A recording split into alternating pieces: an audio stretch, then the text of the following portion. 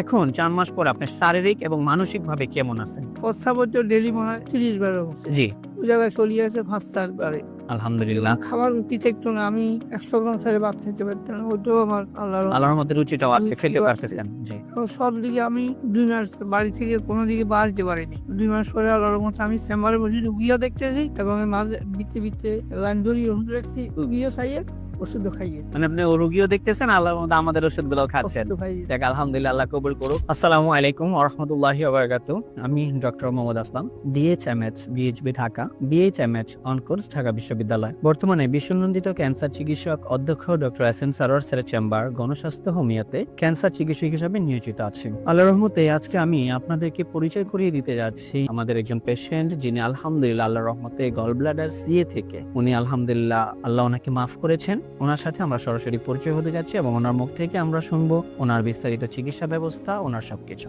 আসসালামু আলাইকুম, কেমন আছেন আপনি? ভালো আছে। স্যার, নাম জানি কি আপনার? মানিকাল চক্রবর্তী। স্যার, আপনার বাবার নাম কি? আমার বাবার নাম হরিপদ চক্রবর্তী। হরিপদ চক্রবর্তী। আপনার মায়ের নাম? কুমোদিনী চক্রবর্তী। কুমুদিনী চক্রবর্তী। আচ্ছা স্যার, আপনি যে গ্রামটাতে আছেন, গ্রামের নামটা কি স্যার? আমার গ্রামের নাম হলো মোহাম্মদপুর। ইউনিয়ন? ইউনিয়ন 4 নম্বর রামনগর ইউনিয়ন। 4 নম্বর রামনগর ইউনিয়ন। থানা? দাগল ভুইয়া। দাগনভূঞা থানা। আর জেলা? ফেলিং। ফেনী জেলাতে আছে। স্যার, আপনি সর্বপ্রথম কি সমস্যা হয়েছিল স্যার? আমি একটু আগে বলি যে আপনি কিসে যেন আছেন, কি পেশায় আছেন স্যার আপনি? আমি একটা পুলিশ চিকিৎসক হিসাবে দেশে পল্লী চিকিৎসক হিসাবে দেশে আছেন? দেশে আছে অনেক দিন কিন্তু প্র্যাকটিস করি। জি।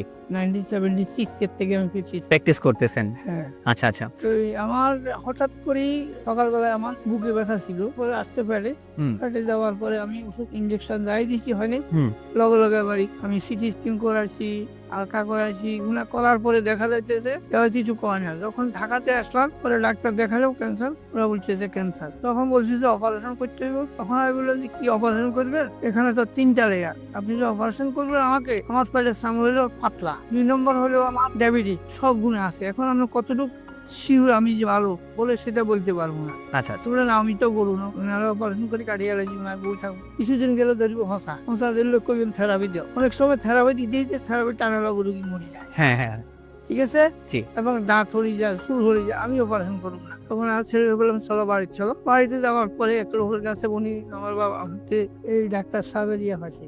মানে আপনার ছেলে ওই অনলাইনের মাধ্যমে, যে কোনো মাধ্যম থেকে আপনার আমাদের একটা ভিডিও পাইছেন। তখন আমরা এটা নিয়ে এখানে আসছি। আল্লাহর রহমতে আমরা, আপনি যে আমাদের এই চিকিৎসাগুলো করলেন, আপনারা তো ডাক্তার বলছিল যে আপনি এই অবস্থাতে যাবেন, বা যে খারাপ কন্ডিশনটা ছিল সেই কন্ডিশনটা থেকে আল্লাহর রহমতে আমাদের স্যারের চিকিৎসায় আপনার 4 মাসের মধ্যে দেখলেন যে আপনার ক্যান্সারটা আলহামদুলিল্লাহ নাই। এখন 4 মাস পর আপনি শারীরিক এবং মানসিক ভাবে কেমন আছেন? প্রস্রাব হচ্ছে ডেইলি মনে হয় 30 বার হচ্ছে। জি, ওই জায়গায় চলে আসে 5-4 বারে।